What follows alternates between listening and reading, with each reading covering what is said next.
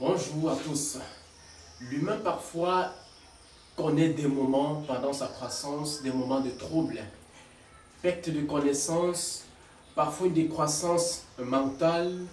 Parfois on ne sait réellement pas comment les enfants arrivent, comment ce nouveau-né et au niveau de la croissance arrivent avec des problèmes au niveau de leur mental. Et ceci, les recherches nous ont poussé à comprendre que le problème se trouve au niveau de l'alimentation maternelle, l'alimentation primaire. Je veux dire, quand l'enfant naît, l'enfant est peut-être, on ne peut pas interroger forcément les conditions des parents, mais l'enfant connaît une malnutrition. Et la malnutrition n'est pas forcément parce qu'on ne mange pas du poulet, mais c'est parce qu'on ne connaît pas réellement comment on doit nourrir l'enfant. Bonjour à tous et bienvenue pour cette autre édition Transition. Nous allons parler de l'alimentation d'un nouveau-né. Comment doit-on nourrir nos enfants? Et pour cette autre sortie, nous sommes toujours avec notre facilitateur, M. Bélanger Patterson, qui, vous l'avez constaté, nous avons fait près de assez longtemps sans vous produire. Il est allé se ressourcer pour mieux vous apporter des éléments qui pourront permettre à ce que vous puissiez être des hommes bâtis. Je veux dire dans le Seigneur.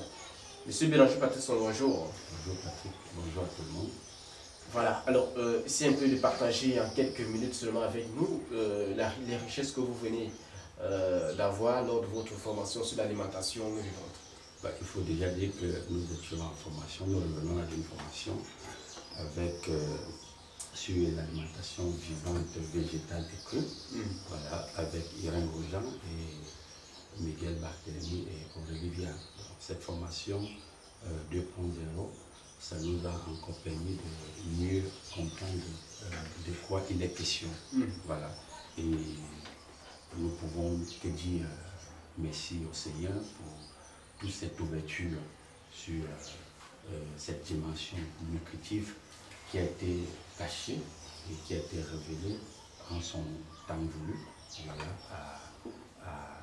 à ces personnes-là qui peuvent aussi nous mettre à la disposition des autres. Moi particulièrement, avant le stage, j'ai commencé à réaliser que l'alimentation est à la base de toutes nos difficultés, comme vous l'aviez déjà présenté dans votre sujet, les problèmes que peut avoir l'être humain. Oui, voilà. Est-ce que vous partagez avec nous quelques éléments? Voilà, le stage a été très long.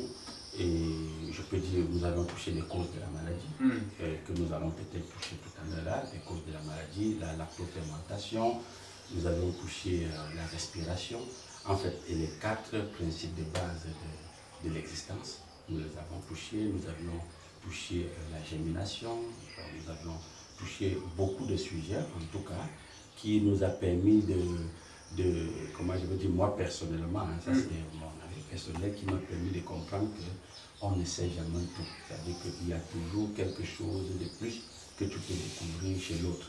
Et comme je le disais la dernière fois, il faut juste être un idiot pour dire je sais tout. Voilà, tous les jours on a tout. D'accord, merci. Alors aujourd'hui, pour ce jour, nous allons parler, comme je disais tantôt, de l'alimentation du nouveau-né. Comment on doit nourrir le nouveau-né? Voilà, quand on parle déjà d'alimentation, nous devons déjà comprendre que quand on parle d'un nouveau-né, on parle là, dans le système du monde, on dit la naissance c'est la vie, n'est-ce pas? Voilà, donc quand on dit l'alimentation du nouveau-né, on veut parler là de comment transmettre la vie à la vie. Est-ce que vous voyez un peu? Voilà, et l'alimentation du nouveau-né est très importante, mais il faut déjà commencer par l'alimentation de la maman. Parce que le nouveau-né, il ne tombe pas du ciel, il vient d'abord à partir de quelqu'un, d'un être humain, vous voyez, qui va permettre sa facilitation pour entrer dans le monde. Donc, il faut déjà commencer aussi par l'alimentation de la maman. Voilà. Par contre, vous savez que nous sommes dans une société où la dimension de l'alimentation d'une maman, qui est, avant même d'être enceinte, est souvent tellement mitigé, compliqué. Je suis souvent, les gens disent que bon, quand une pour qu'une femme tombe enceinte, il faut beaucoup de pratiques, de culture, la culture et tout. Et certains te disent, bon voilà, il faut manger ci et ça. Et quand elle est même déjà enceinte, ou bien qu'elle a accouché, on dit pour que le lait maternel coule correctement, il faut lui donner des boissons alcoolisées et tout pour booster le lait. Donc vous voyez que tout ça va jouer sur l'enfant. Et en dehors de cela, il y a la dimension de la médecine symptomatique qui va insister et exiger que les mamans soient l'enfant soit vacciné quand il vient. Et c'est là où tous les problèmes commencent. Vous voyez que donc quand l'enfant doit être vacciné, c'est à partir de là on met déjà l'enfant sous pression. Parce que le vaccin, c'est quoi? Parce que avant d'aller à l'alimentation, il faut déjà voir ce qu'on met dans l'enfant. Pendant que la maman est enceinte. Même quand, disons, quand l'enfant est déjà sorti. Parce que quand l'enfant sort, les premières choses qu'on demande, c'est qu'il faut vacciner l'enfant. Est-ce que vous voyez un peu?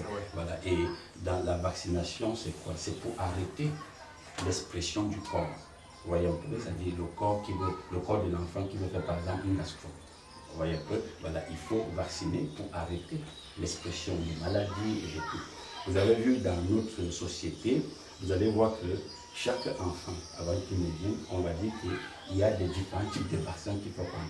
Vaccin contre la polio, contre la méningite, contre le ceci, contre cela. Donc, et tous ces vaccins-là, leur rôle, c'est d'arrêter l'expression de l'élimination du corps de l'enfant de toutes les substances et des résidus que la maman a transmis à l'enfant. Parce que l'enfant ne vient pas au monde sain. Tous les enfants viennent charger les humeurs des parents. Et qu'est-ce que les parents ont transmis aux enfants? De l'acide urique. Pendant leur alimentation. Pendant leur alimentation, à partir de l'alimentation. Bon, maintenant, ça fait en sorte que les enfants, aujourd'hui, pour qu'ils naissent, quand ils naissent, il faudra les vacciner. Bon, et on les vaccine pourquoi? Le but de la vaccination, c'est d'arrêter les symptômes, d'arrêter l'expression du corps. C'est-à-dire que le corps qui veut rejeter ces acides-là. Et vous allez voir que dans la dimension symptomatique, vous allez voir qu'il est très important pour le monde de vacciner un enfant. Parce que quand on doit vacciner un enfant, on le vaccine contre la polio, on le vaccine contre la méningite, on le vaccine contre ceci. Mais toutes ces crises que l'enfant normalement doit faire, ce sont des crises guérissantes. Vous voyez, l'enfant est en train d'éliminer comme ça de l'acide. Mais dans la dimension de la médecine symptomatique, il faut couper, c'est-à-dire il faut arrêter les symptômes. Et quand on arrête les symptômes, qu'est-ce qui se passe? Ça veut dire qu'on refoule tous ces résidus à l'intérieur de l'organisme de l'enfant. Qui peuvent avoir des répercussions. Et à la longue, vous allez retrouver maintenant qu'au fur et à mesure que ces enfants qui vont devenir des adolescents et des adultes plus tard, on va avoir des êtres très excités, on va avoir des êtres avec des pathologies graves. Vous allez voir qu'aujourd'hui, les maladies comme les maladies fonctionnelles, parce que les premiers types de maladies, c'est des maladies fonctionnelles. Hein. C'est-à-dire, on peut trouver les fièvres, les diarrhées, parce que les enfants font beaucoup de fièvres et de diarrhées, n'est-ce pas? Voilà, des hémorragies par exemple aussi. Voilà, tout ça, il faut couper. Quand on coupe avec des vaccins, on va pousser l'enfant à un autre stade, un stade de maladie légionnelle. Vous voyez un peu? Après, quand on va couper au niveau des maladies légionnelles, on va créer des maladies chroniques. On va encore couper parce qu'il y a des médicaments qui vont jouer. On va avancer l'enfant au niveau des maladies dégénératives, où on pourra parler des troubles du système cérébral, comme vous présentez tout à l'heure. On pourra parler de l'eczéma, par exemple, on pourra parler de l'Alzheimer, toutes ces conséquences que nous avions aujourd'hui et que même dans des milieux religieux, il faut prier pour chasser ces maladies, elle n'est que le résultat d'une mauvaise alimentation. Voilà. Donc si on comprend bien, il faudrait d'abord commencer avant de parler de l'alimentation dès que l'enfant naît. Il faudrait d'abord commencer par l'alimentation de la maman enceinte. Voilà, je peux c'est ce qui fait d'abord problème. Voilà. Je voulais dire qu'il faut même parler plutôt du respect des 4 bases fondamentales de l'existence. Oui. Parce qu'il n'y a pas que la maman qui est concernée, le papa aussi est concerné parce que le papa aussi transmet à l'enfant quelque chose. Voilà. Quand vous avez par exemple un couple où peut-être la maman c'est un bon colloïdal, c'est-à-dire la maman colloïdale c'est quelqu'un qui se nourrit des féculents, des sucres lents, des yaourts, des pommes, et tous ces éléments qui ont du gluten. Et vous avez un papa qui est un bon colérique, C'est-à-dire le papa a passé sa vie à consommer de la viande, de l'alcool, etc. Vous attendez quoi? Vous voyez quel genre de décharge on peut déposer dans un enfant. Et aussi, vous allez voir que dans ces dimensions de couple, parce que j'ai vu dans des couples, on te dit, l'enfant est devenu violent parce que papa tapait trop sur maman. Ou alors maman n'était pas respectueuse envers papa. Vous voyez un peu. Alors, et on dit, après il y a eu divorce. Et l'enfant s'est retrouvé dans une situation qui l'a mené à être perturbé. Oui. Est-ce que vous comprenez un peu? Mais la question qu'on se pose pas, pourquoi même le père et la mère n'ont pas pu être stables? Parce qu'on avait affaire tout simplement à un bon colloïdal ou à un colérique. Oui. Est-ce que vous comprenez un peu? Et tout ça, on peut rechercher, on peut voir ses origines dans quoi? Dans l'alimentation. Est-ce que vous voyez un peu? C'est la raison pour laquelle l'alimentation, le respect des 4 bases fondamentales de l'existence est très important. Il n'y a pas plusieurs maladies dans le monde, comme nous fait croire la science sans conscience. Il n'y a pas plusieurs maladies. Il y a une seule maladie. Le mal a dit c'est-à-dire aux principes et aux lois de la vie. Donc, on n'a pas respecté les principes et les lois de la vie et on se retrouvait dans ce qu'on appelle maladie.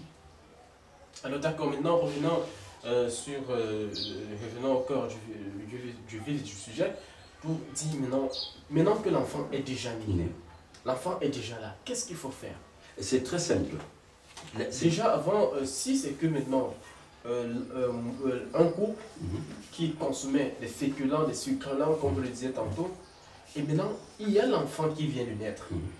Est-ce qu'il y a un moyen, avant de partir de l'alimentation pour moi, est-ce qu'il y a un moyen de couper ce voyant? De toutes les façons, l'alimentation vivante, végétale et crue est une alimentation qui vient carrément de l'éveil de l'intuition de l'être humain. Regardez Patrick, la maman qui est un moule reproducteur, n'est-ce pas? Et le papa qui est un géniteur aussi d'enfants, aussi longtemps qu'ils ne perçoivent pas que ce qu'ils consomment est à la base, a fait de ce qu'ils sont devenus, l'enfant ne pourra pas découvrir quoi que ce soit. L'enfant va continuer sur le même chemin. Parce que c'est le parent qui initie l'enfant. C'est le parent qui alimente l'enfant. Même quand l'enfant est dans le ventre de la maman, ce que la maman mange, l'enfant mange. Si la maman est angoissée, l'enfant est angoissé. N'est-ce pas? Si la maman est perturbée, l'enfant est perturbé. Donc maintenant, quand l'enfant sort, quels sont ses premiers instructeurs? C'est les parents. Donc, si l'enfant, la maman est en train de manger, par exemple, un morceau de cadavre de viande, ou alors de boire un yaourt, elle ne peut ne pas donner à l'enfant. N'est-ce pas? Voilà. Et comme nous sommes dans l'alimentation de l'enfant, restons un peu sur l'alimentation de l'enfant. Vous allez voir que dans notre société aujourd'hui, moi j'ai grandi, personnellement, j'ai vu mes parents se battre parce que j'avais une constipation. Et cette constipation, parce que la société a beaucoup de définitions et de sens à ce qui les arrive. Et là, c'est un signe indicateur que nous avions affaire à un peuple ou à une population qui a perdu la connexion avec le divin. Vous comprenez un peu? Alors, dans le cas dont je voulais citer, on te dit, les parents, d'après ce que les parents me racontent, on te dit, la constipation a fait 2 semaines. Alors, qu'est-ce qu'il fallait faire? On dit, il fallait donner à manger aux dieux. Et pour remédier à la situation. Pour remédier à la situation, parce que vous me demandez qu'est-ce qu'il faut faire. On va prendre là et on va avancer. Il fallait donner à manger aux dieux. Et quand les parents ont voyagé pour aller donner à manger aux dieux, ils disent qu'arrivé au carrefour où il y avait les dieux, l'enfant a fait une grosse gastro. Après 2 semaines, sans aller au ciel. Et vous allez voir que dans les 4 principes, les bases de l'existence, l'élimination est le 4e. L'élimination, parce que nous avions la respiration, l'alimentation, nous avions le repos et l'élimination. Ça fait les 4 principes fondamentaux. Un être humain qui ne respecte pas ces 4 principes fondamentaux, il va se retrouver dans les troubles et la perturbation. Vous voyez un peu. Et vous savez, dans le langage populaire, on dit il a une tête de constipé. Vous savez ce que ça veut faire? Ça peut vous faire? Non, mais vous n'avez jamais été constipé? Un être humain qui est constipé, c'est un être qui n'est pas à l'aise. Il est dans des difficultés. C'est pourquoi la dernière fois, je vous disais que le clou du cul dit qu'il est le chef du corps humain. Parce que le cerveau peut dire que je pense. Le corps peut dire que moi, je m'avais cueilli les fruits. Les pieds peuvent dire que je l'accompagne. je suis le chef. Pour Mais évacuer. pour évacuer, si tout ce que nous consommons, même si c'est des légumes et des fruits, si ça ne sort pas, ça va nous nuire. Et aujourd'hui, nous avions, comme on parle de l'enfant que la maman a nourri avec de la bière, l'enfant que la maman a nourri avec à la viande, l'enfant que la maman a nourri avec des féculents, des yaourts. Mais qu'est-ce que vous attendez ou du pain, qu'est-ce que vous attendez de ce genre d'enfant? Vous ne pouvez que voir un comportement qui est un comportement de trouble. L'enfant ne pourra pas évacuer. Donc, comme je vous le disais, la société a beaucoup de façons pour résoudre ces problèmes, mais qui n'arrive jamais à la solution. Bon, après la gastro de cet enfant, les parents ont ramené l'enfant à la maison et ont soumis l'enfant à quoi? Encore aux féculents et aux fièvres. Et je te rappelle que cet enfant dont je parle a été un bon fiévreux. Sa plus grande maladie, perturbation dans l'existence n'a été que la fièvre. Pourquoi? Parce que trop de sucre. Parce que la fièvre, c'est quoi? La fièvre, ce sont des cristaux de sucre qui me fondent là dans le corps. Et ça fait chauffer le corps. C'est ça la fièvre. Est-ce que vous comprenez un peu? Voilà. Et l'autre dimension des parents, c'est quoi? C'est qu'on va te dire que parce que maman a mis l'enfant au monde, elle est très occupée. Papa est très occupé. Alors, qu'est-ce qu'il faut faire? Il faut remplacer le lait maternel par le lait de vache. N'est-ce pas? Et sans faire la publicité, je ne veux pas citer les noms des différents aliments qu'on vend dans des supermarchés pour de nos enfants. Tout le monde le sait, n'est-ce pas? Jusqu'à ce qu'il y a même ce qu'on appelle des laits de croissance, avec des différents âges, qu'on va donner à l'enfant. Et dans d'autres dimensions, si on n'a même pas l'argent pour aller dans des supermarchés, on dit, puisque le lait ne coule pas, il faut lui donner la bière. Il faut donner la bière à la maman pour que le lait de la maman soit boosté et que la maman puisse nourrir l'enfant. Vous savez ce que la maman transmet là directement à l'enfant? De l'acide urique. Et l'acide urique, sa particularité, c'est qu'elle va troubler le système cérébral de l'enfant. N'est-ce pas? Et on aura des enfants, un enfant très violent à la longue. Colérique, violent. Colloïdal, lymphatique. Un enfant lent. Quand vous avez un enfant qui est devant vous, on a deux types d'enfants aujourd'hui dans la société. Ceux qui sont violents et ceux qui sont très lents. Oui, c'est ce que vous appelez généralement nonchalant. Qu'est-ce qu'un nonchalant? C'est quelqu'un dont les lymphes sont surchargées de féculents, de sucre lent. Est-ce que tu comprends un peu? Voilà, ça fait en sorte que tu as un enfant qui est craintif, peureux et très lent. Il n'est pas fixé, très désordonné dans tout ce qu'il a à faire. Et ça vient de l'alimentation. Maintenant, vous avez un autre enfant qui est brutal. Oui. Nous avons des enfants aujourd'hui qui tapent sur leurs parents, qui grondent les parents, qui poignardent les camarades en classe. Pourquoi? Parce que dans le système cérébral, l'acide urique est chargé. Et quand il fait chaud, ça pète. Oui. Ça le met sous pression. Est-ce que vous comprenez un peu? Voilà. Donc, les parents vont utiliser toutes ces méthodes-là pour chercher à alimenter l'enfant. Est-ce que vous comprenez un peu? Mais à la longue, quand vous parlez des conséquences, nous allons que voir ces deux types d'enfants. Alors maintenant, pour ceux qui nous suivent actuellement et qui nourrissent les enfants, vu leur indisponibilité avec du lait de vache, est-ce que c'est très grave? Non, c'est même pas grave, c'est-à-dire c'est même pathétique, c'est lyrique même, ça fait pleurer. Mais quand on ne sait pas, on pense qu'on est dans des normes hygiéniques. Comme j'étais sur le niveau du lait maternel, je disais la maman est occupée. Alors voici d'autres éléments qu'on ajoute. On dit, puisque le lait de vache ou alors le lait de supermarché est hygiénique plus que le lait de la maman, parce qu'il y a des gens qui tiennent ce genre de langage, que le lait de supermarché est plus hygiénique que le lait de la maman. Et deuxième point, c'est que ce type de lait, tout le monde peut préparer ce lait et donner à l'enfant. Donc ça laisse du temps à la maman de pourrir, de vaquer à ses occupations. N'est-ce pas? Voilà. Ça fait en sorte que on vous tire un pareil truc et l'enfant serait soumis au lait de vache jusqu'à peut-être 3 ou 4 ans. N'est-ce pas? Voilà. Pourtant, le lait de vache, c'est quoi? La vache elle-même, son petit n'a pas pour un an pour prendre ce lait. Après, c'est-à-dire le temps venu que le petit veau devrait prendre ce lait, il arrête. Et qu'est-ce qu'il fait? Le petit veau retourne à l'herbe. À de l'herbe. Et l'autre point, c'est quoi, Patrick? Parce que ce sont des mots qui minent et tuent notre société aujourd'hui. L'autre point, c'est quoi? On te dit, dans le lait de vache, il faut aller chercher les protéines alimentaires.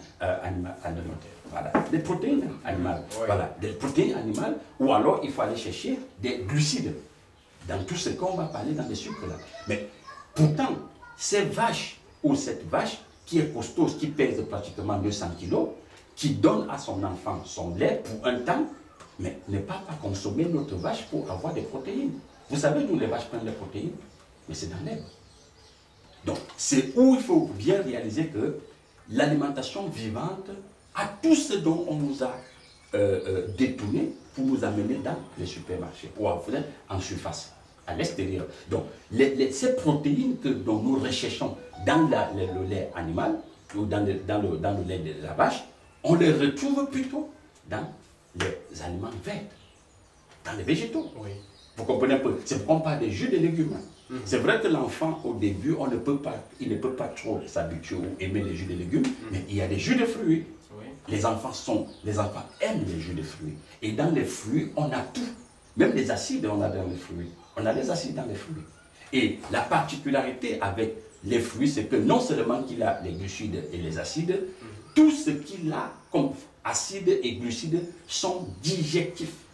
C'est-à-dire l'appareil humain est fait pour digérer. C'est automatique. Oui, c'est automatique, puisque l'appareil humain est conçu pour cela. Maintenant, le problème, les conséquences, ou tous ces problèmes qu'on va appeler maladies, vient d'où? Vient du fait que le lait de vache qu'on donne à l'enfant, n'est-ce pas? Le lait de surface qu'on donne à l'enfant, son appareil digestif n'est pas construit pour digérer le sucre qui est à l'intérieur. Vous voyez un peu? Voilà. Si vous voulez faire des enfants dégénératifs, des calcifiés, donnez-les des yaourts. Et on a aujourd'hui, tous nos enfants, ce sont des fièvres, ce sont des êtres perturbés. À cause de quoi? À cause de l'alimentation de base. Alors comment doit-on s'alimenter? Il faut, comme je ne fais que le dire depuis, c'est que, vous voyez, je parle de là. Non, je voulais parler. Comment alimenter un enfant? L'enfant. Eh bien, c'est Dès ça. Dès sa naissance. Le premier jour, il n'y a pas, on ne contourne pas là-dessus, c'est le lait maternel. Ouais. Il n'y a pas plus que le lait maternel. Parce que c'est le langage que les gens nous ont tenu en disant que le lait maternel n'est pas hygiénique. Ça, c'est un langage des sorciers. Est-ce que vous comprenez un peu? Et regardez bien, Patrick, je vais vous montrer quelque chose. Sur toutes les espèces, comme vous avez parlé des Écritures tout à l'heure, si on va dans la Bible, quand on a présenté toutes les espèces du système cosmique dans lequel nous sommes, il n'y a aucune espèce qui cuit ses aliments.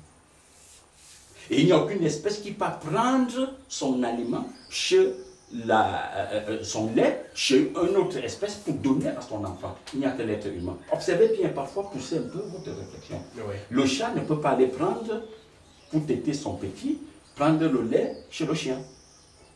La vache ne peut pas aller chez la chèvre. Le porc non plus ne peut pas aller chez, je ne sais pas moi quoi, chez le phacochère.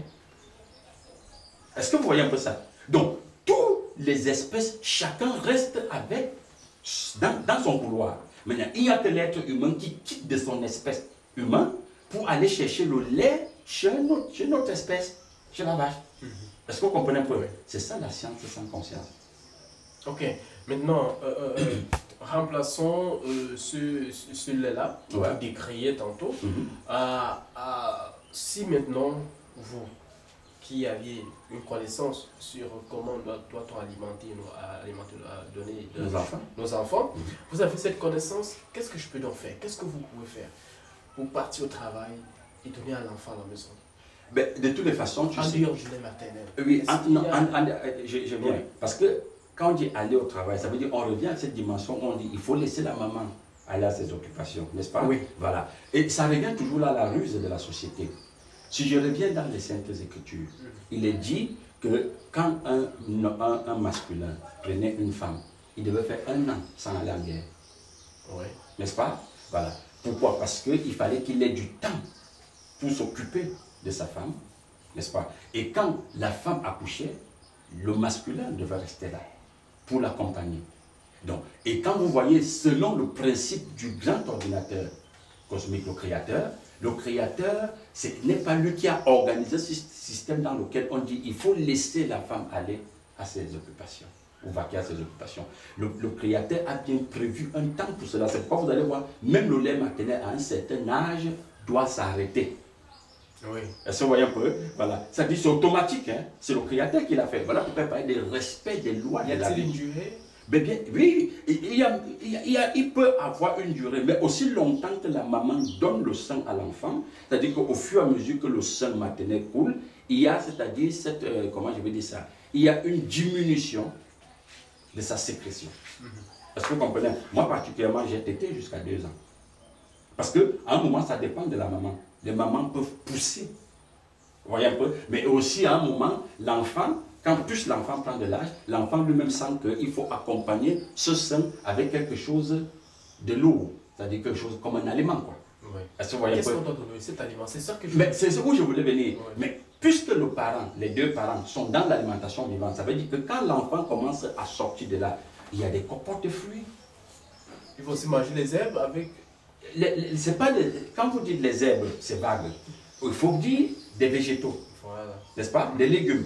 Mais comme tout à l'heure, je vous le disais, c'est que, parce que ce n'est pas toutes les herbes. Quand vous dites herbe, c'est comme si l'herbe que la vache. À vous la précision? Oui, ça vaut la précision. Voilà. Nous parlons là des végétaux consommables.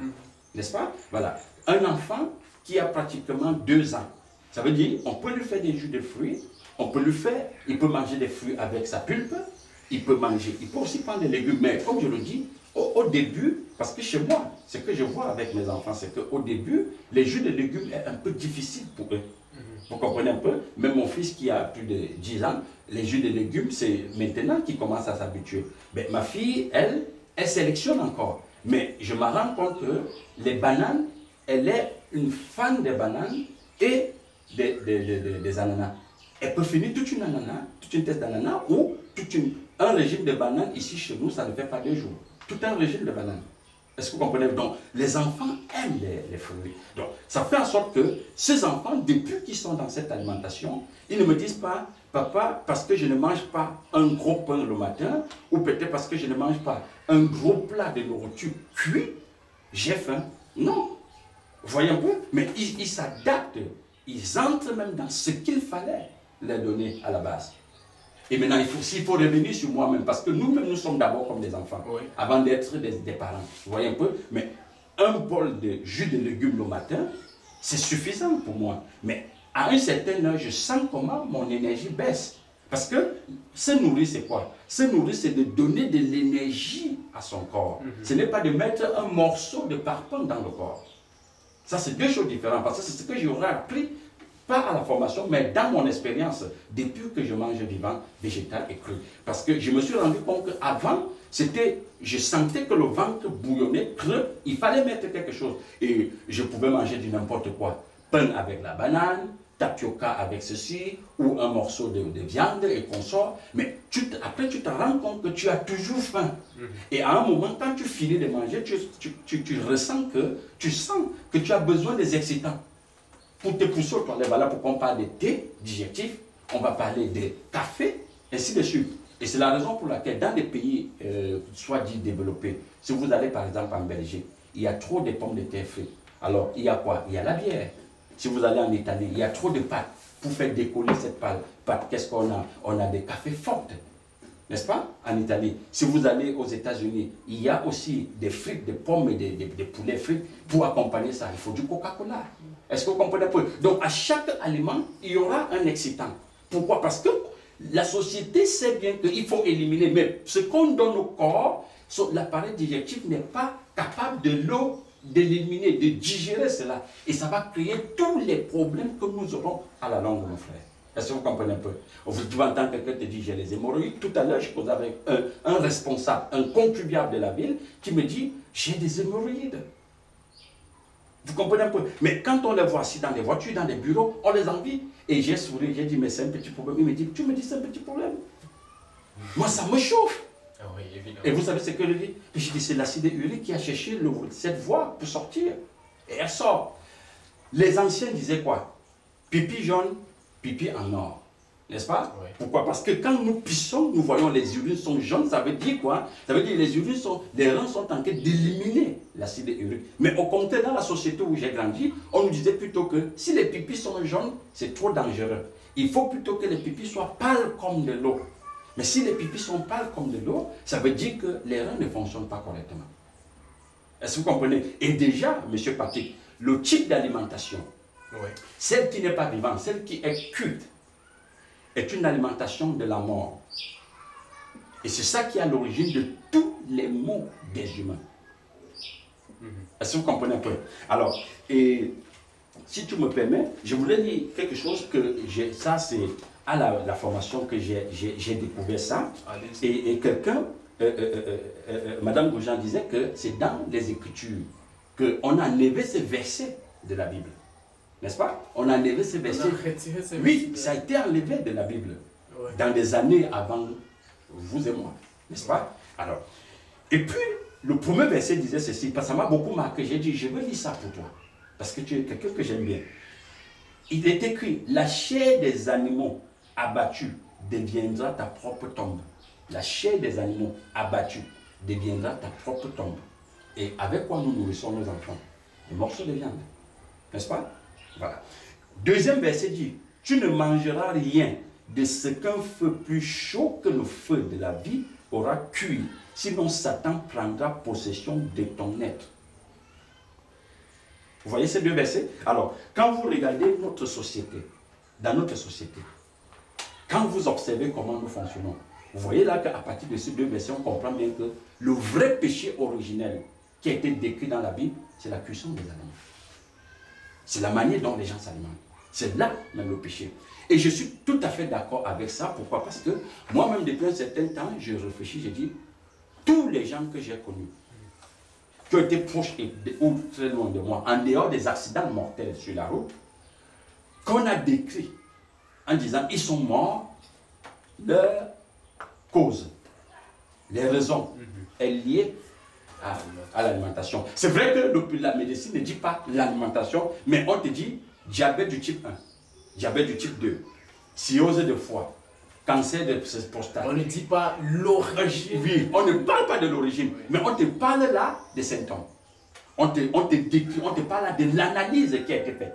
Donc, comme c'est une médecine symptomatique et analytique, on te donne juste des analyses. On dit le foie a gonflé parce qu'il a pris trop de bière. Il est décédé. On te dit, il a eu un diabète maigre. L'insuline ne pouvait plus fonctionner normalement. Il est décédé. Vous voyez un peu? L'insuline, le diabète, c'est quoi? Mais c'est du sucre. C'est un problème de sucre. Ça vient des aliments que nous consommons. On te dit, j'ai vu des gens dire, il est mort parce qu'il est en ronflant. Il s'est étouffé. Vous savez, quand quelqu'un ronfle, vous savez de quoi il est question là? Ce sont des glaires, c'est-à-dire c'est gluten, le gluant venant le gluten du pain, hein, des farines, des yaourts et consorts, qui veut décoller. Donc ça décolle, ça revient. Ça fait le monsieur ronfler. Et il peut s'étouffer.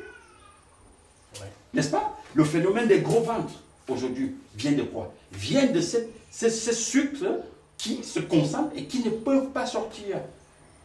Alors, si vous me posez la question, qu'est-ce qu'il faut donner à l'enfant? Chaque enfant ne devient que ce que ses parents sont. Est-ce que vous comprenez un peu? Ne devient que ce que ses parents sont. Alors, si un parent qui est à l'alimentation VVC, c'est-à-dire vivant, végétal et cru, mais l'enfant va être traîné dans cette dimension. Si le parent est dans l'alimentation morte et crue, et cuit, mais l'enfant doit être dans cette dimension-là. D'accord, d'accord, merci. Il faut dire que certainement ce sont des explications que nous devons mettre en pratique, malgré comme les déclarations font parfois peur, mais on ne doit pas avoir peur, plutôt on doit se réveiller pour dire qu'on est en train d'aller à la dérive. Et bien que nous ne l'avons pas annoncé, nous allons diviser ce temps en deux pour prendre également la pratique. Nous allons essayer un peu de vous montrer, puisque nous avons théoriquement assez parlé dessus avec M. Béranger Patterson, on a parlé de l'alimentation. Mais réellement, qu'est-ce que c'est et comment cela se passe, comment cela se consomme? Et c'est possible. Hein? Le fait n'est pas seulement d'être édifié, mais le fait aussi de voir ce que nous faisons et comment ça se fait. Et tout à l'heure, la réalisation va permettre à ce que nous puissions discuter avec vous sur certains aliments que nous avons préparés à notre table. Et nous allons vous montrer comment cela va se passer. M. Béranger Patterson va nous décrire ce que c'est réellement et comment cela se consomme. Et je vous rassure que pour les enfants, pour les nouveau-nés, il y a également quelque chose que nous avons prévu, que nous allons vous montrer pour que vous aussi vous puissiez aller le faire à la maison. Nous allons vous montrer tout le mode d'emploi. Je pense que c'est ça, on va montrer le mode d'emploi et maintenant le mode de consommation.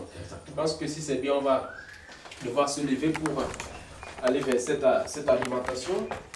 Déjà pour tous ceux qui nous écoutent et qui nous reçoivent sur la page, sur toutes les pages, voici donc cette alimentation. Vous pouvez voir là, bien que je ne maîtrise pas les appellations. Ben, je peux présenter, oui, si vous voulez. Voilà, et là, c'est un plat de taboulé. Voilà, ça c'est un plat de taboulé. Parce que tout à l'heure, nous parlons de l'alimentation de la maman. Oui. Voilà, parce que le petit qui est dans le ventre, on se dit, bon, il ne peut pas encore consommer. Plat de taboulé. Le taboulé, c'est quoi? Ce n'est que des choux-fleurs. Oui. Des choux-fleurs qui est sur le marché. On peut le trouver sur tous les marchés. Hein. Voilà, ça, c'est du chou-fleur qui a été rendu un peu. C'est comme il a été transformé là comme du riz.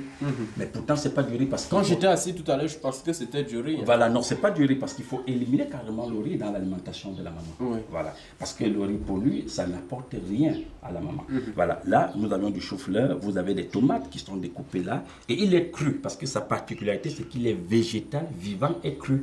Voilà, il est cru, il n'est pas passé au feu. Mais quand vous le voyez, vous pensez qu'il est passé au feu. Avec ceci, la maman se régale. Et on n'aura que du bonheur. Ici, vous avez une salade végétale mixte. Là, c'est des concombres avec tout ce que vous pouvez voir, des poireaux, des oignons et quelques l'ail qui est là à l'intérieur. Et on a fait aussi une sauce tomate crue pour cette salade-ci. Hein. Voilà. Donc, c'est un peu là comme un plat de spaghettis crus. Oui. Voilà, c'est comme c'est du spaghetti. Il faut rappeler que c'est consommable à l'instant. Oui, il est consommable à l'instant. Bon, aussi, on peut le garder, hein, même si c'est le lendemain, on peut le consommer. 24 heures, c'est bon, puisque la nature nous a tout donné et la nature est riche. On a tout dans la nature. On n'a pas besoin de consommer ces aliments pendant des mois, comme dans l'alimentation cuite, n'est-ce pas? Bon, ici, là, vous avez un plat de légumes toujours pour papa et maman. Voilà, ça, ce sont des épinards. Oui. Ce sont des épinards crus, faits à partir des feuilles d'épinards, du l'ail et des oignons, un peu d'huile d'olive, et un peu de sel. D'huile d'olive, il faut dire qu'on utilise l'huile d'olive parce que c'est pas raffiné. Voilà, c'est pas raffiné. Voilà, vous comprenez, il n'est pas été trop transformé. Voilà, voilà ça. Ici, par contre, nous avions, là, c'est la sauce tomate dont je vous parlais là. C'est sauce tomate crue pour notre spaghetti végétal. Est-ce que vous voyez un peu? Tomate, elle est faite à base de la tomate? Oui, rien que de la tomate. Tomate écrasée. Là, oui, la tomate, l'oignon, un peu de poivre blanc, le poiron, un peu de poiron. Et l'huile d'olive. Ouais. Oui, un peu d'huile d'olive. Donc, comme vous le voyez là. Et le sel aussi. Et du sel un peu. Sel Et humain. vous pouvez mettre le piment. Voilà. Ici, pour ceux qui aiment des sauces pimentées. Voilà. Donc, ici, là, ça, c'est un jus. Bon, vous qui parlez des enfants, ils vont adorer ceci. Tout ceci. Ça concerne maintenant l'enfant après le lait maternel. Ici, c'est quoi? Ça, c'est de la betterave. Ça, c'est un, comment on appelle ça? Des compotes, des fruits. Donc, la betterave avec l'ananas écrasé et un peu de limon, un peu si on veut. Bon, si l'enfant n'aime pas ce qui est acide, on peut laisser. Voilà. Là, c'est frais pour l'enfant. Il va consommer. Sa journée est bonne. Et ici, pour le nouveau-né dont vous parlez, les enfants de 6 mois montant, voilà un peu de lait de coco. Qui peut valablement remplacer le lait maternel. On peut mettre aussi dans un biberon. Un biberon, justement, si maman est occupée, on peut lui donner ça en attendant que maman revienne donner le lait à l'enfant. Et ici, là, nous avions un bol de jus de fruits aussi, qui n'est que de la papaye avec du lemon. C'est tout. Toujours pour l'enfant. Vous voyez? Mais même les adultes aussi peuvent en consommer. La précision sur le lait de coco, c'est le noix de coco fraîche. Voilà, fraîche, voilà. Oui, pas sec. Pas sec. Oui. Ceux qui sont encore un peu, qui sont encore très tendres là. Voilà, et avec beaucoup d'eau. On fait comment pour extraire, pour avoir ceci? Vous cassez juste la noix de coco, vous retirez l'intérieur qui est blanche là, vous mettez dans le mixeur. Avec l'eau de coco, vous n'ajoutez pas un autre eau. D'accord. Mais l'eau de coco, là, ce n'est que... Ce n'est que ça, c'est pur, c'est réel. C'est pur, c'est réel. Voilà. Donc, voilà un peu ce qu'on peut dire pour notre alimentation. Ce n'est que le début dans notre émission Transition, parce que la théorie va avec la pratique. Voilà. Et comme je le disais tout à l'heure, je suis un exemple vivant, de l'alimentation vivante, et aussi j'ai consommé l'alimentation mort de chez mort. Vous comprenez? Bon, et j'ai vu aussi des résultats. Qui heureusement ne vous a pas tué sitôt. Ben, on peut dire que ça ne m'a pas tué, mais ça a quand même causé beaucoup de dégâts. Vous comprenez un peu? Donc on se dit que c'est carrément une grâce du Très-Haut pour qu'on puisse comprendre cette transition-là. Voilà, donc ce que je pouvais dire pour... On pourrait apporter un plat pour goûter, parce voilà, que c'est pour goûter, important. parce que les enfants peuvent... Voilà, alors il faut dire à ceux qui nous suivent actuellement, les petits enfants là, que nous disons tantôt que nous allons vous présenter, et pour l'alimentation pour le nouveau-né, ça c'est ce qui est conseillé. Vous prenez simplement la noix de coco, et je voulais conseiller, hein, comme on disait que ce qui est mou, ce qui est souvent jaune là, d'ailleurs là, vous prenez et vous mettez dans le mixeur, vous tournez, on ne vous a pas demandé de mettre autre chose, seulement ça avec un peu d'eau de coco, et mettez dans le biberon et donnez à l'enfant. Un autre jus également que nous pouvons vous proposer pour les nouveau-nés aussi, jus de papaye. Vous faites la même chose. Et pour ceux qui veulent mettre un peu de limon, ça c'est très important puisque le limon a également des vertus qui évacuent Oui, et à ce niveau-là, pour les limons, je voulais ajouter quelque chose de très important, parce que je suis souvent des gens qui disent j'ai peur de ce qui est acide, parce que l'acide n'est pas bien pour mon corps. Je rappelle que l'acide des fruits n'a aucun problème, parce que l'acide des fruits, c'est un décalcifiant. C'est-à-dire l'acide des fruits va permettre la dissolution des acides des viandes. Voilà l'importance. Vous voyez un peu, c'est très important. L'acide des fruits, elle permet la décomposition des acides des viandes que nous avons consommées par le passé.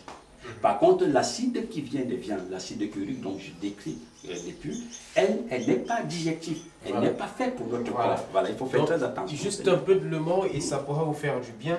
Et voici également notre, vous avez appelé... Et ça, c'est notre jus de betterave, comporte de fruits. Oui. Voilà, comporte de fruits. Voilà.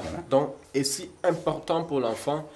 Et je voudrais poser la question, c'est de savoir, est-ce que si tout ceci, on mixe, on donne aussi à l'enfant, Ceci, par exemple, là, ce sont comme des pâtes. Ça, c'est des pâtes végétales. Oui. Vous voyez un peu? Donc, c'est toi qui donnes la forme, selon les différents appareils de cuisine que tu peux avoir. Voilà. On peut encore faire plus fine que ça.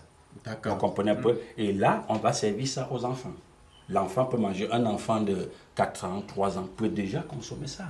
Vous comprenez? Parce que s'il a quand même 5 ans, c'est bon, il peut consommer. Le taboulé aussi, c'est la même chose. Voilà. Donc, et le taboulé, vous pouvez le faire froid. Vous pouvez le faire aussi un peu chaud. Parce que si vous avez du déshydrateur, vous pouvez légèrement le passer au déshydrateur et puis il sera chaud. Ok, nous allons passer à... je pense que la maman va nous aider. Nous allons passer à... C'est pour dire que, madame, monsieur, vous qui nous suivez actuellement, ça c'est très important. Et nous sommes fiers d'avoir ce facilitateur pour nous apporter des éclaircies sur l'alimentation vivante. On fait comment? La suite, c'est... Vous pouvez vous servir pour goûter un peu. Il y a le petit là qui peut prendre Maman, va nous rejoindre, hein, parce que puisqu'elle a les enfants depuis. Et c'est des mamans qui ont accouché, elles sont mieux placées pour nous dire vraiment de quoi il est question concernant le lait maternel. Voilà. Alors, si elle peut goûter le lait, le noix de coco, elle va goûter et elle va nous dire, goûter simplement. Ça, c'est une émission spéciale, elle va nous dire... C'est que... l'autre cuillère, donne-moi une autre cuillère. Maman, c'est comment? C'est très bon. C'est très bon. Très bon. Alors, maman... Ça a juste le goût du lait, vraiment. Le goût du lait, vraiment. Alors, maman, dis-moi un peu, vous êtes avec M. Béranger Partesson depuis. Qu'est-ce que vous pouvez avoir comme expérience sur l'alimentation de l'enfant? Est-ce que vous qui avez déjà fait d'enfant, contrairement à celui qui a pris le sang ou bien celui qui n'a pas pris le sang, quelle est la différence que vous faites? Il y a une grande différence. Oui. Parce que, d'abord, l'enfant qui est soumis au lait maternel est d'abord protégé. Oui. Parce que le lait, qu'on nous a toujours dit, le lait de vache qu'il était en train d'expliquer, cet enfant est d'abord exposé à beaucoup de maladies. Oui. Parce que le lait maternel protège l'enfant. Il lui apporte tout. Mais écoutant le lait de vache, l'enfant, tantôt tu vas entendre qu'il a une diarrhée chronique. Écoutant le lait maternel, cet enfant est protégé à tout. On nous a toujours dit, comme il vient d'expliquer, que c'est un lait sale. pourtant il n'est pas sale. Il est vraiment protégé. Et si une maman fait l'expérience, elle presse son lait sur sa paume de main, elle va comprendre que c'est à peu près comme ce jus de noix de coco. Tu ressens comme s'il y avait un peu d'huile dedans. Tu revois tout ça. Donc c'est la même chose que je suis en train de vous dire que le lait maternel est idéal. Est-ce qu'il y a des exemples des enfants quand vous avez cette... Est-ce que vous avez fait cette expérience comme vous n'avez pas donné? Je n'ai jamais donné le lait de vache à mes enfants. Et ils sont transformés. Correct. Je n'avais jamais donné. Et l'expérience a démontré. Le premier, j'ai essayé, il a carrément refusé. Oui. Il a carrément, parce qu'on nous a dit, il a refusé le lait de vache. J'étais encore à l'hôpital parce qu'on dit que le sein ne coulait pas. Et parce qu'on ne m'avait pas encore apporté du pain. Parce que moi, je n'ai jamais bu, je ne sais pas. Et quand j'accouche, mon premier plat, c'est le plat du pain. Oui. Et la noix de coco. Oui. C'est la noix de coco la noix de coco réveille tout sur la femme quand elle vient d'accoucher. Et non la bière. Et non la bière. Non, je ne connais pas. Tous mes d'autres utilisent le du palme. Ça dépend. Je ne peux pas. C'est qu'on les a aussi appris. Mais moi, je sais, quand ma maman a accouché, c'est ça qu'on prenait. Le premier repas de la maman, c'était du pain et le jus de la noix de coco. D'accord. Maman va goûter aussi ceci. Ça, c'est un compote de fruits. Compote de fruits. Donc, c'est pour vous faire comprendre qu'on parle peu et on pratique beaucoup. Voilà, ça c'est...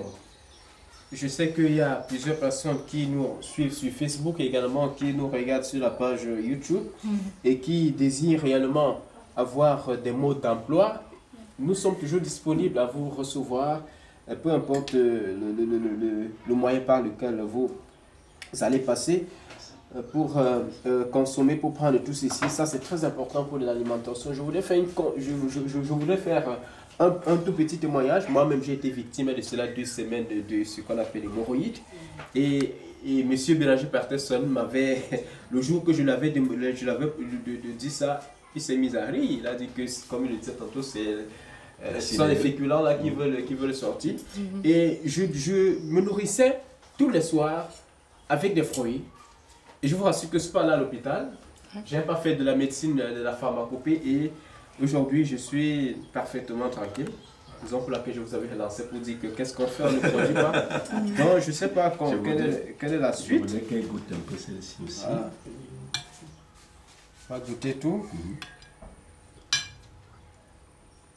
Certains diront que c'est fade, mais ça c'est la vie. On a choisi entre la vie et la mort. Je voudrais qu'elle goûte un peu notre sauce. Tomate. Avec les pâtes. Il faut tourner. On l'a fait trop long.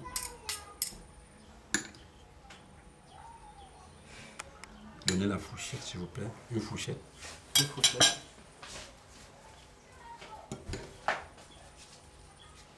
Parce que ce sont des dames qui préparent tous les jours. Oui, donc elles sont mieux placées pour voir vraiment cette différence. Quoi. Ça, c'est bon. C'est comme si elle est passée au premier coup. Ouais. Voilà. Pourtant, elle n'est pas passée au premier coup. On a souvent peur de goûter, mais... La tomate n'est pas assez. Oui. Et surtout, il faut avoir quelqu'un qui s'y connaît bien. Je voudrais un peu qu'elle goûte le pour mieux traiter. Voici le taboulet là. Le taboulet. Vous voyez, c'est carrément comme du riz. Mais pourtant, c'est pas. Il est pas le goût du riz. Voilà. Voilà. Comme si le riz sautait. Oui, c'est comme le riz sauté, justement. Ici, là, nous avons nos épinards. Nos épinards là.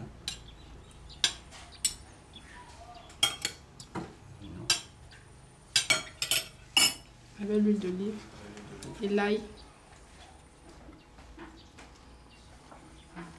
C'est très bon. Voilà. Donc, voilà une alimentation qui est complète, voici donc riche, rien que des végétaux. Ça, ce sont des merveilles de la nature. Le matin, vous prenez ça, vous consommez vos riz à midi et le soir. Pas du riz.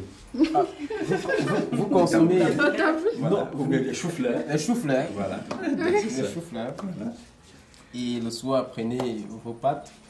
Ça, c'est une forme de pâte. Hein? Voilà, une forme de pâte. D'accord. Et je peux dire, avant de prendre ceci, parce que là c'est comme les pâtes ou bien une salade. Donc avant de prendre ceci, vous pouvez déjà prendre des fruits pour préparer le ventre. Parce que les fruits est très important. Je veux dire pourquoi. Parce que les légumes que vous voyez, c'est pour l'entretien de notre belle carrosserie du corps, n'est-ce pas? Mais les fruits, c'est l'essence, vous voyez un peu, du corps. Ces deux éléments sont très importants pour le corps. Donc il faut entretenir le corps par des légumes. Il faut donner de l'énergie au corps par les fruits. Ok. Voilà. D'accord. Je pense que voici où nous allons mettre, je pense qu'on va mettre un thème déjà. On vous a tout présenté. Et contactez-nous pour ceux qui en ont besoin. Et faites-en également l'expérience. Je pense que ça ne coûte pas beaucoup. Avec 10 000 francs, vous avez tout ça. Avec même moins de 10 000 francs. 10 000 francs, c'est beaucoup. 10 000 Donc, francs, c'est que beaucoup d'acheter un jugo de viande à 5 000 francs. Faites ceci. Vous avez non seulement la bonne alimentation, mais aussi la vie. Merci et à la prochaine.